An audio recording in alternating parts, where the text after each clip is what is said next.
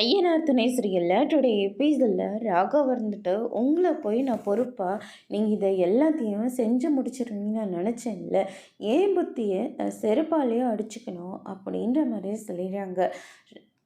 எல்லாரும் முன்னாடியும் நிலவை பயங்கரமாக திட்டிக்கிட்டு இருக்காங்க.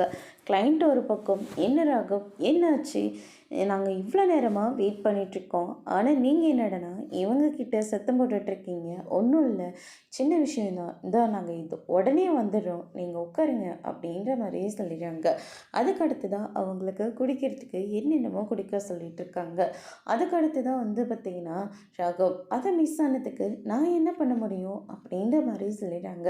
கடைசி நேரத்தில் இப்படி வந்து சொல்லிக்கிட்டு இருக்கீங்களே, இது நம்ம கம்பெனிக்கு கிடைச்ச பெரிய விஷயம், ஆனால் நீங்கள் என்னடனா இவ்வளோ அசால்ட்டாக தொலைச்சிட்டு வந்து நிற்கிறீங்க, இவங்களுக்கு நான் இப்போ என்ன பதில் சொல்ல போகிறேன், இனிமேல் யாராச்சும் நம்ம கம்பெனியை தேடி வரப்போகிறாங்களா அப்படின்னு சொல்லிட்டு ராகவ் வந்து ரொம்பவே கோவப்படுறாங்க.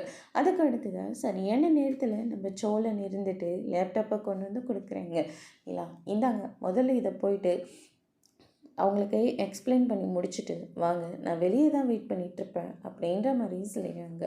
ரொம்ப தேங்க்ஸ் ராகவ், வாங்க ராகவ் போகலாம் அப்படின்னு சொல்லிட்டு ரொம்பவே ஃபாஸ்ட்டாக போயிட்டு அவங்க என்னென்ன மாடலில் டிசைன்ஸ் பண்ணியிருக்காங்களோ எல்லாத்தையும் எக்ஸ்பிளைன் பண்ணிகிட்ருக்காங்க. இந்த மாதிரி ஒரு கிளைண்ட்டை நான் பார்த்ததே கிடையாது, நீங்கள் சூப்பராக டிசைன்ஸ் பண்ணியிருக்கீங்க, நாங்கள் எல்லா விஷயமும் உங்ககிட்ட தான் ஷேர் பண்ணுவோம், இது எங்களுக்கு ஓகே தான் அப்படின்ற மாதிரி சொல்கிறாங்க.